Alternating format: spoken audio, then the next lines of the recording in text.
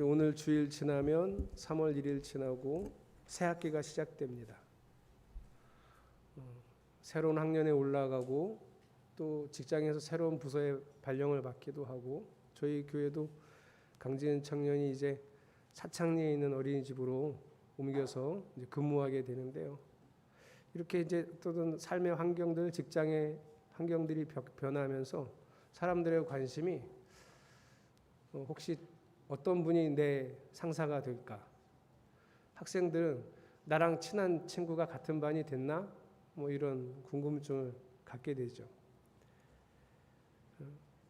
그래서 우리가 원하는 거는 아주 까탈스러운 상사만 아니었으면 좋겠다.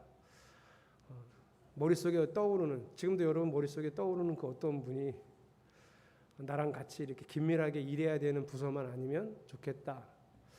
나는 되게 불편한 친구가 있는데 그 친구만 아니면 그 친구만 같은 반 아니면 좋겠다. 이런 생각을 하기도 합니다. 이런 환경에 이런 선택 그리고 이런 어떤 문제가 내 앞에 이렇게 닥쳐왔을 때 우리 마음을 좀 부담스럽게 하는 말씀이 있어요. 마태복음 5장 43절. 내 이웃을 사랑하고 내 원수를 미워하라 하고 말한 것을 너희는 들었다. 이게 과거 율법이죠. 44절. 그러나 나는 너희에게 말한다. 너희 원수를 사랑하고 너희를 박해하는 사람을 위하여 기도해라. 이거 되게 어려운 말씀이잖아요. 원수 사랑하고 나 핍박하는 사람을 위해서 기도하라는 말은요. 이게 되는 일인가? 이거 할 수 있나? 이거 말도 안 되지. 어떻게 원수를 사랑하고 나를 괴롭히는 사람을 위해 기도할 수 있어? 라고 말하고 싶은데 45절. 그래야만 너희가 하늘에 계신 너희 아버지의 자녀가 될 것이다. 이렇게 못하면 내 자녀가 아니다. 이런 식의 말씀이다 보니 분명히 이제 우리 마음의 믿음으로는 할 수 있으니까 우리가 할 수 있을 거니까 예수님이 우리에게 이런 말씀을 하시지 않았을까 이렇게 생각하는 거죠. 그런데 어떻게 할 수 있냐는 거예요. 원수는커녕 조금 마음이 잘 맞지 않는 직장 동료도 잘 사랑하기가 어려운데 원수는커녕 매번 어떤 습관 때문에 내 마음을 아프게 하는 어머니 아버지도 사랑하기가 어려운데 무슨 원수를 내가 사랑하나? 우리가 정말 할 수 있나? 처음부터 내가 원수 사랑해야지 이런 원대한 포부로 접근하지 말고 여러분이 이제 3월이 시작되면서 내가 하나님과 관계를 잘 맺고 하나님 사랑하고 그리고 주변에 있는 사람을 조금씩 더 사랑하면서 원수도 사랑하는 사람이 되었으면 좋겠다. 이런 마음으로 시작해 보셨으면 좋겠습니다. 지난주 창세기 42장까지의 내용은 제가 짧게 요약해 보면 이렇습니다. 야곱의 아들들이 이제 먹을 것이 없으니까 이제 이집트에 먹을 것 사러 갑니다.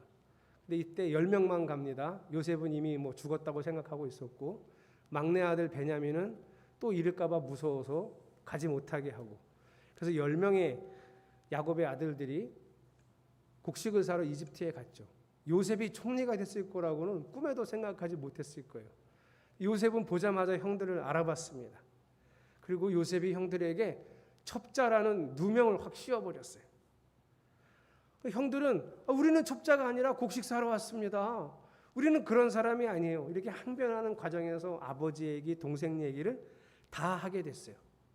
그래서 요셉이 형 중에 시므온을 볼모로 잡고 다시 가서 그 막내 동생이 진짜 있는지 데리고 오면 내가 이 누명을 벗겨주겠다. 이렇게 얘기하고 그들이 필요한 곡식을 가득 실어주고 그들이 곡식 사러 왔던 돈자루도 그대로 담아주고 가나안 땅으로 돌려보냈어요. 아마 제 생각에 요셉은 그냥 형들을 어떻게 좀 위협을 가하려는 게 아니라 자기 친동생 같은 엄마의 아들 베냐민 그 막내 동생을 보고 싶었던 모양이에요. 자 이제 볼모로 잡혀있는 시므온을 구하려면 어떻게 해야 되죠? 가나안 땅에 가서 곡식을 내려놓고 베냐민을 데리고 다시 가서 이보세요 여기 막내 동생이 여기 있습니다. 이렇게 보여주면 이제 시므온도 다시 데리고 가나안 땅으로 올 수 있는데 아버지가 절대 반대입니다. 내가 얘 형도 잃었는데 얘마저 잃을 수는 없다. 그리고 절대 극구 반대합니다. 그래서 이제 그냥 데려가지도 못하고 시므온은 붙잡혀 있고 그냥 곡식을 소비하면서 살고 있는 거예요. 그런데 어떻게 됐을까요? 기근이 계속되니까 곡식이 또 떨어졌죠. 먹을 게 없어요. 그러니 아버지가 가서 곡식 사와. 아버지 곡식을 어떻게 사옵니까? 베냐민 안 데리고 가면 곡식 못 삽니다. 그래서 아들들이 아버지를 설득하는 장면이 오늘 우리가 읽은 43장 1절에서 10절입니다. 내용 파악은 되셨죠? 네. 자, 이 아버지 설득하는 게 이게 처음이 아니에요. 지난번에 이집트에서 곡식 처음 사갖고 오자마자 아버지를 설득했습니다. 시므온 구하러 가야 된다고. 그때 아버지 설득한 아들이 누구냐? 르우벤이에요. 큰 아들입니다. 르우벤이 어떤 말로 설득했는지 여러분이 읽어보겠습니다. 42장 37절 시작.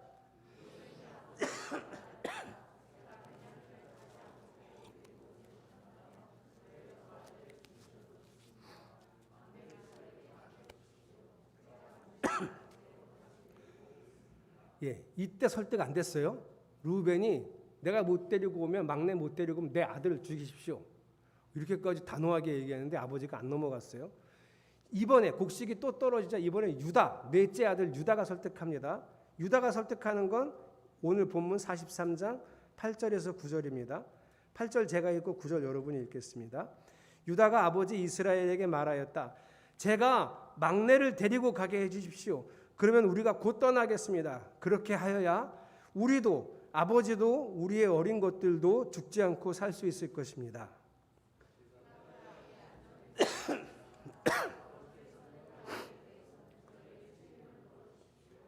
제가 그 아이를 아버지께로 다시 데리고 와서 아버지 앞에 세우지 못한다면 그 죄를 제가 평생 달게 받겠습니다.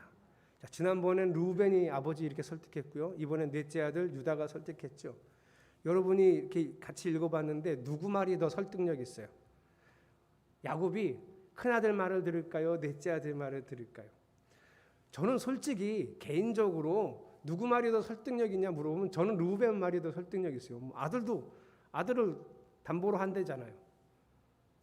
각오가 더 다부져 보여요. 그러면 야곱은 르우벤 말에 설득되었는가? 아니 그렇지 않아요. 얼핏 보면 유다 말에 더 설득된 것 같아요. 유다 말에. 여러분 우리가 이런 거 잘 알아둬야 돼요. 누군가를 설득할 때 말의 문제가 아닌 경우가 훨씬 많아요. 내가 말을 더 논리적으로 잘하면 이 사람은 설득할 수 있다 생각하지만 실제로는 말보다 그냥 그 사람이 문제예요. 이 사람이 평상시에 내가 좋아하고 내가 믿었던 사람이면 무슨 말을 해도 믿습니다. 근데 이 사람을 내가 평상시에 신뢰하지 않던 사람이면 무슨 말을 해도 믿지 않아요. 이런 관점에서 보면 르우벤 말을 믿기가 어려웠을 거예요. 야곱은. 르우벤은 자기 부인을 강간을 했습니다. 자기 친엄마는 아니지만 자기 어머니를 강간한 사람이잖아요. 이런 아들을 어떻게 믿겠어요, 야곱이. 그래서 제가 처음에는 이 본문을 읽으면서 그래도 야곱이 르우벤보다는 유다를 신뢰했구나 이렇게 생각을 했는데 여러분 우리가 창세기 37장에 요셉 이야기 나오고 38장에 뜬금없이 갑자기 유다 이야기가 나오거든요. 그때 유다 모습 기억하세요? 형제들을 떠나 가나안 사람들하고 가서 살았고요. 가나안 여자를 얻어서 결혼을 했고요. 아들을 셋을 낳았었는데 며느리가 있었죠. 다말이라고.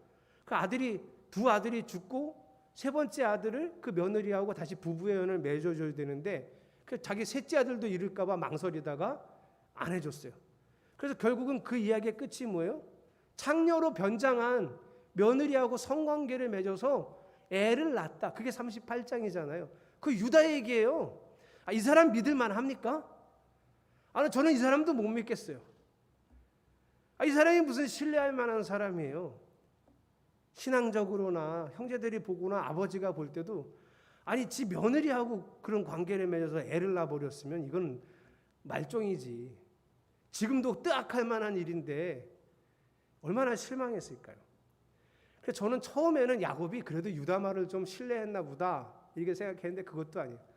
그 속마음이 14절에 나와요. 오늘 본문은 아니었지만 14절을 같이 읽어보겠습니다. 시작. 너희들이 그 사람 앞에 설 때에 전능하신 하나님이 그 사람을 감동시켜서 너희에게 자비를 베풀게 해주시기를 빌 뿐이다.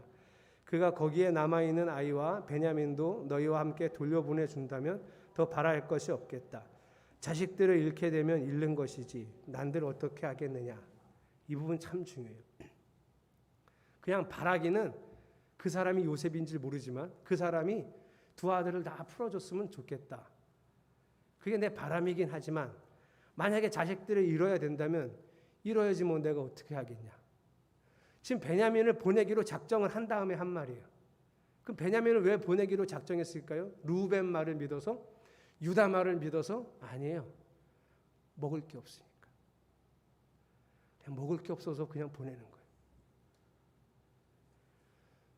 이 부분을 제가 이렇게 읽고 하나님이 이 이스라엘이라고 하는 이 집안을 통해서 이스라엘이라고 하는 민족을 만들고 하나님 나라를 세우려고 하시는데 집안이 완전히 서로를 믿지 못하는 집안이에요.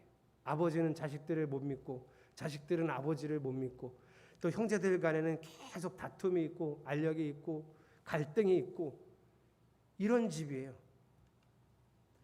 이런 상태에서 이집트에 내려가서 이 사람들이 번성을 하면 여러분 그게 더 문제예요. 아니 자기들끼리도 지금 믿지 못하는데 인구만 많아지는 거예요. 2대, 3대, 4대까지 자손들이 막 번성을 해요. 하나님의 뜻 가운데. 이게 한민족이 되겠습니까? 하나님 나라, 하나님 백성이 되겠습니까? 이거 안 돼요. 이거 회복하지 않고 사람 수만 많아졌다가는 하나님 계획은 다 망치는 거예요. 야곱은 유다를 믿은 것도 아니고 루벤을 믿은 것도 아니고 어쩔 수 없어서 베냐민을 보내는 거예요. 이놈의 자식들 한 놈도 믿을 놈이 없어. 그 죽은 요셉만 내 마음에 있었는데 걔 빼고는 믿을 놈이 하나도 없어. 형제들은 그 아버지를 하나도 믿지 않아요. 이대로 이제 이집트에 가서 번성한다고 무슨 좋은 일이 생기지 않아요. 여러분 이 문제를 해결할 사람이 누굽니까? 그게 요셉이에요. 요셉은 지금 이집트 총리가 되어 있습니다. 그런데 이 사람 13년 동안 엄청난 시련과 고난을 겪었어요. 이 12명의 형제 중에 상처 제일 많이 받은 사람입니다. 요즘 우리 흔히 얘기하는 뭐 트라우마, 상처 이런 얘기하는데 그거 제일 많이 받은 사람이 바로 요셉이에요. 자, 이렇게 상처가 심각한 사람이 권력을 잡았어요. 자, 이 사람이 그 권력을 어떻게 사용할까요? 그 상처가 고스란히 남아있다면. 여러분이 요셉이었으면 이집트의 총리가 된다면 뭐부터 하셨을 것 같아요? 저는 일단 보디발 아내부터 손봤을 겁니다. 이게 진짜 요 여자 진짜 요거 진짜 어떻게 나한테 그렇게 싹 뒤집어 씌워갖고 나를 감옥에 갖고 이 못된 여자 같으니라고. 아마 제가 요셉이었으면 보디발의 아내부터 손봤을 거예요. 근데 요셉은 저 같은 사람이 아니었어요. 보디발의 관계도 좋았지만 그는 감옥에서 늘 매일 함께 하시는 하나님을 만나고 그 하나님 안에서 그 상처를 회복하고 치유했던 사람이에요. 보디발의 집에서 노예로 살고 힘든 일을 겪을 때 형들에 대한 배신감과 상처는 또 얼마나 컸을까요? 그런데 매일 함께 하시는 하나님을 만나고 그 하나님이 그 요셉의 마음을 어루만지시고 요셉의 삶을 바꾸시면서 요셉은 그 상처를 회복했습니다. 만약에 요셉이 그 상처가 회복되지 않았다면 지난번에 처음 곡식 사러 왔던 형들을 보고 요셉이 어떻게 했을 것 같아요? 그냥 형들 골려주려고 그런 누명 씌웠을까요? 이거 베냐민 보고 싶어서 그런 짓이지 형들에게는 어떤 마음도 없었습니다. 원한을 갖겠다는. 제가 만약에 요셉이었고 그 상처가 여전히 내 마음속에 있었다면 저 어떻게 했을까요? 저는요 이것들 다 붙잡아 놓고 저는 그 10명을 돌아가면서 고문을 했을 거예요. 고문. 오늘 이렇게 잔인하지?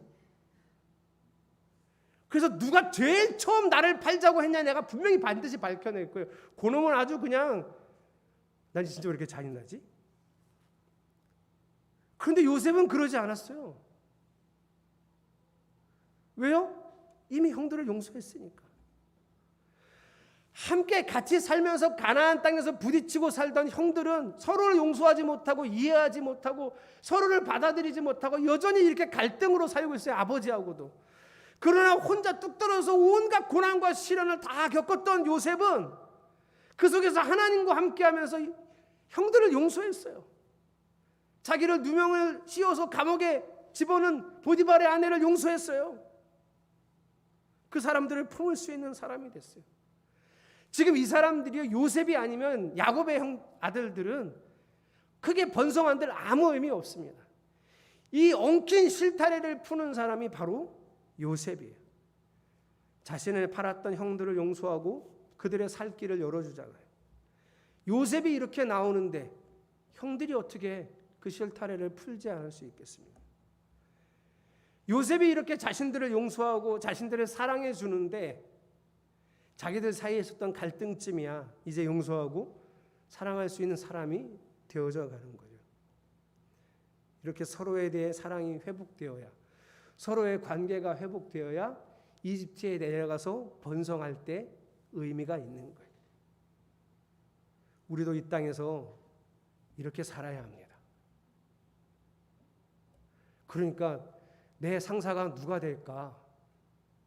학교 다니시는 분들, 우리 교회도 교감 선생님이 계시지만 교감 선생님이 또 어디서 이상한 교감 선생님 오는 거 아니야? 학교는 교감 선생님이 선생님도 조금 괴롭히게 되어 있잖아요. 와, 그 부장이 그분이 우리 팀장 되는 거 아니야? 예수님은 우리 보고 원수도 사랑하라고 하는데 동료도 제대로 사랑하지 못하고 받아들이지 못하는 우리들을 통해서 하나님이 과연 어떤 하나님 나라를 이루실 수 있냐는 거예요. 이런 단어 들어보셨습니까? 프레너미. 프렌드와 적이라고 하는 에너미의 합성어입니다. 여러분 주변에 있는 사람 중에 한 사람들일 수 있어요. 친한 사람인 것 같은데 내 속의 것도 다 얘기하는 사람인 것 같은데 막상 이렇게 자꾸 관계를 맺다 보면 적이야 적. 자꾸 내 시기심, 질투 이런 걸 막 끄집어내고 나에 대한 열등감을 막 자기 스스로 드러내서 나를 어느 날 아주 은근히 공격하는 이런 사람들을 프레너미라고 합니다. 이런 사람들이 우리한테 자주 하는 말이 있어요. 이런 사람들이 우리한테 어떤 말 자주 하냐면 있잖아 내가 너 생각해서 하는 말이니까 기분 나쁘게 듣지 마. 이러고 자기 하고 싶은 얘기예요. 앞에 단서나 붙이지 말지 뭘 나를 생각해서 하는 말이야. 여러분 나를 정말 사랑하고 생각하는 사람은 이렇게 말하지 않아요. 기분 나쁘게 듣지 마 이런 얘기 안 해요. 내가 도와줄게. 내가 옆에서 도와줄 테니 우리 이렇게 해보자. 같이 해보자고 하지 문제를 들춰내고 이게 다 너 때문이야. 그래 너 고쳐야 돼. 이런 식으로 얘기해요. 교회에서는 이런 사람들이 어떻게 다가올까? 교회도 이런 사람도 있거든요. 교회에서는 어떻게 다가오죠? 내가 너를 위해 열심히 기도해 봤는데 아무래도 하나님은 너한테 이런 말씀을 하시는 것 같아 하고 내가 고쳐야 될 목록을 막 나열하는 거예요. 이거 기독교 가정에서도 부모가 아이들한테 이런 언어 폭력을 행하기도 합니다. 내가 열심히 기도해 봤는데 하나님이 너한테 이렇게 말씀하시는 것 같아. 제가 설교문에다가 웃기는 개소리라고 해놨는데요. 하나님은요, 내가 고쳐야 될 일이 있으면 나에게 말씀하세요. 이 사람을 통해서 나에게 말씀하시지 않아요. 근데 나한테 말씀하셨는데 내가 잘 못 듣잖아요. 그럼 하나님 어떻게 말씀하시냐면 설교 시간에 말씀하세요. 설교 시간에 제가 특정인한테 제가 설교하지 않잖아요. 그런데 오늘 주시는 말씀이 나에게 주시는 말씀 같다고 느껴지면 하나님이 나보고 고치라고 하시는 거예요. 근데 그래도 잘 못 알아듣는다고 하나님이 노골적으로 저를 통해서 여러분에게 문하연 집사 이거 고쳐야 돼. 신앙생활 그렇게 하면 안 돼. 이렇게 말씀하시지 않아요. 제가 길게 해보진 않지만 목회를 거의 이제 20년 가까이 하는데 저에게 하나님이 분명하게 그 어떤 사람의 잘못을 얘기해서 가서 얘기하라고 한 적은 딱 한 번밖에 없어요. 지금까지. 누구도 여러분이 무슨 목사예요? 여러분이 선지자예요? 교회에서도 이런 사람이 있다니까요. 내가 기도 열심히 해봤는데 아무래도 하나님의 뜻은 이거 같으니까 고쳤었으면 좋겠어요. 아니요, 여러분 그렇게 얘기하지 않아요. 이런 사람이 프레너미예요. 관계를 더 어렵게 만드는 사람이에요. 이 프레너미들 항상 우리 주변에 있어요. 저는 오늘 설교 제목에다가 이 사람들 이렇게 해놨어요. 감정 착취자라고. 나를 괴롭히는 감정 착취자들 여러분 어떻게 대할 겁니까 이제? 예수님은 원수도 사랑하라고 하셨는데 원수는커녕 동료잖아요. 원수는커녕 친구잖아요. 원수는커녕 가족이잖아요. 이 가족 어떻게 사랑하고 이 동료 어떻게 사랑할 겁니까? 첫 번째 중요한 게 있어요. 일단 나를 보호할 줄 아셔야 돼요. 아, 내가 뭔가 잘못했구나. 이 자책만 할 게 아니라 자기를 적극적으로 보호하고 살펴야 됩니다. 사회적 거리두기 너무 많이 들었죠? 심리적 거리두기 하셔야 돼요. 마스크를 써서 바이러스로부터 나를 보호하듯 상대로부터 조금 떨어뜨려서 나를 보호하고 그하고 나하고 다르다는 것을 스스로 먼저 인정해야 돼요. 그렇게 좀 떨어져서 다시 보면 저 사람이 왜 나한테 저런 말을 하는 사람인지, 저 사람 성향, 저 사람의 위치, 저 사람의 역할, 이런 것들을 헤아릴 수 있는 마음의 여유를 두시라는 거예요. 이런 것들이 선행되어야 그 다음에 뭐 사랑도 하고 이해도 하고 용납도 하는 거예요. 이런 게 전혀 안 돼 있는데, 나를 보호할 수 있는 마음의 자존감도 제대로 세워지지 않았는데 막 부딪혀보고 혼자 막 나 때문이야 자책하고 이래서 넘어지는 거예요. 하나님의 다스림을 받는 게 복음이라고 우리가 배웠지 않습니까? 그러면 하나님의 다스림을 받는 사람들이 이런 감정 착취자를, 이런 프레너미들을 어떻게 대해야 하는지 우리가 직접 살아서, 몸으로 살아서 보여줘야 합니다. 말씀이 이루어지게 해야 돼요. 그래서 원수도 사랑하라고 하신 예수 그리스도의 말씀을 이루어가는 성도들이 되시기를 축복합니다. 예수님께서 그렇게 하셨잖아요. 다름을 인정하셨어요. 인정하고 그리고 시간이 지나면서 사랑하셨어요. 예수님 제자들 중에는 유다도 있고 베드로도 있습니다. 맨날 나서서 시끄럽게 하고 주변 정리 안 되는, 너무나 예수님하고는 성향상 안 맞는 베드로를 사랑하셨어요. 이것들은 지 잘난 맛에 사는 형제들이 있는데 얼마나 성격도 더러운지 예수님이 별명도 붙여주셨어요. 보아녹의 우레의 아들이라는 뜻이에요. 얘네들은 성격이 아주 더러워, 이런 게 별명에 묻어 있잖아요. 이런 사람도 인정하고 받아들이고 사랑하시는 분이 예수님이에요. 예수님이 나의 주인이 되셔서 지금 내 상태 그대로를 데리고 이집트가 아니라 나를 하나님 나라 천국에 데리고 가면 거기가 과연 천국일까? 서로 믿지 못하고 서로 사랑하지 못하는 사람들이 천국에 가면 거기가 과연 천국이 될 수 있을까? 여기서 연습해야 됩니다. 서로 다름을 받아들이고 인정하고 더 나아가 서로 사랑할 수 있는 교회로 세워져야 합니다. 저는 저와 여러분이 요셉과 같은 사람이 되기를 축복합니다. 매일 예수님과 함께 하면서 요셉처럼 매일 예수님이 내 마음을 살펴주시고 매일 예수님이 내 마음을 헤아려 주시고 이런 예수님을 경험하면서 더 커지고 더 넓어져서 가족을 사랑하고 지체를 사랑하고 더 나아가 회사나 학교나 어디에서든지 그 엉킨 실타래를 풀어낼 수 있는 하나님 사람이 되시기를 축복합니다. 예수님이 산상수훈 시작할 때 팔복 얘기할 때도 이런 말씀하셨어요. 화평케 하는 자는 복이 있나니 너희가 하나님의 자녀라고 일컬음을 얻을 것이다. 아까도 그러셨잖아요. 원수를 사랑하라. 이걸 하지 못하면 너희는 하나님 자녀가 아니니라. 엉킨 실타래를 푸고 내가 있는 곳에 화평을 만들어내는 사람이 하나님 자녀라는 뜻입니다. 예수님이 내 삶의 주인이 되셨는데 왜 우리가 이걸 못할까요? 할 수 있습니다.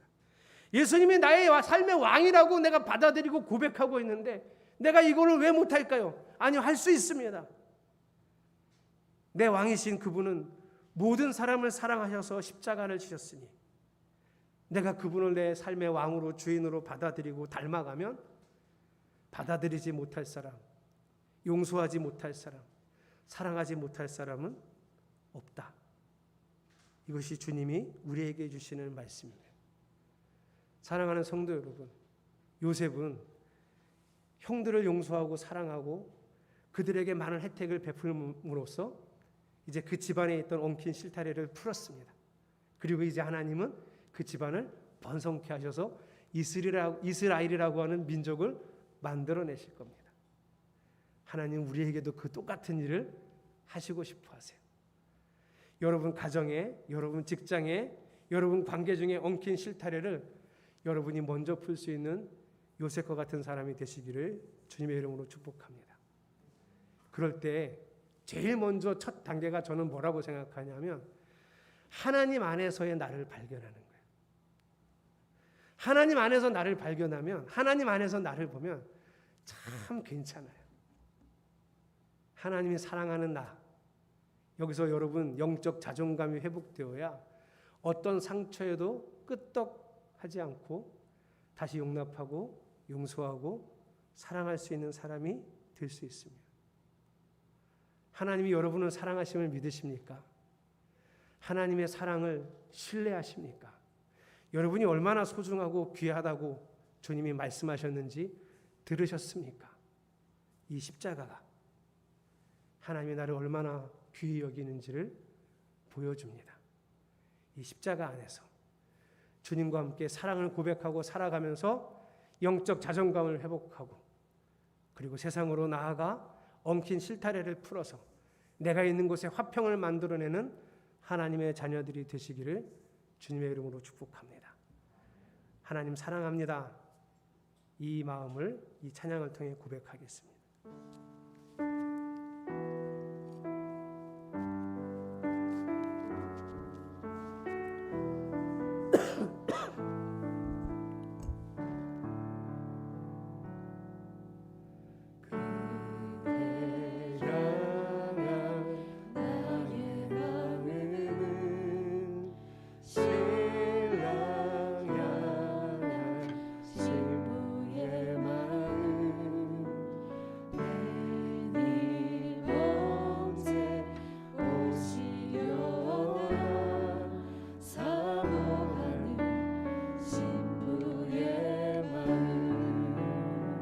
나를 향한 그대 마음은 자식 위한 부모의 마음 아낌없이 내어주는 한이 없는 사랑의 마음 살든지 죽든지 죽든지 그대 위해 하리라 어디를 가든지 그대 따라가리라 생명과 하는 날 그대 손을 붙잡고 저 하늘 길을 걸어가리라 살든지 죽든지 그대 위해 하리라 어디를 가든지 그대 따라가리라 생명과 하는 날 그대 손을 붙잡고 저 하늘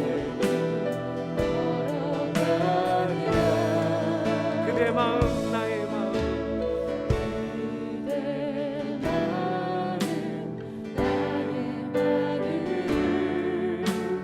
서로 안에 하나가 되어 아껴주고 위해주는 둘도 없는 영원한 친구 하나님 안에서 나를 사랑하고 그 영적 자존감으로 세상에 나아가 가족과 직장, 학교에서 엉킨 실타래를 푸는 화평을 만들어내는 하나님의 자녀가 되기 원합니다. 우리 함께 통성으로 기도하겠습니다. 하나님 오늘도 주의 말씀을 듣습니다. 내가 하나님 세상에 나아가 세상 사람들과는 다르게 산다는 것을 보여주기 원합니다. 남들이 다 어려워하는 사람 하나님 그 사람을 이해하고 그 사람을 받아들이고 용납하며 사랑할 수 있기를 원합니다. 남들이 다 꺼려하고 어려워하는 사람 버리게 하는 사람을 받아들이고 용납하고 용서하고 또 사랑할 수 있는 하나님의 사람 되기 원합니다. 우리가 가는 곳마다 화평이 일어나기를 원합니다. 우리가 가는 곳마다 평화가 만들어지기를 소망합니다.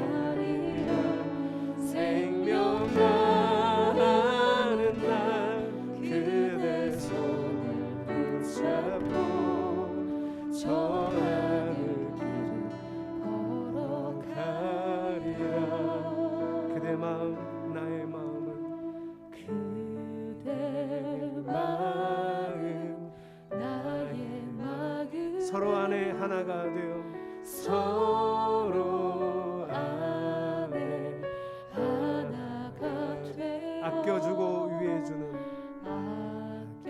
아껴주고 위해주는 둘도 없는 영원한 친구, 둘도 없는 영원한 친구.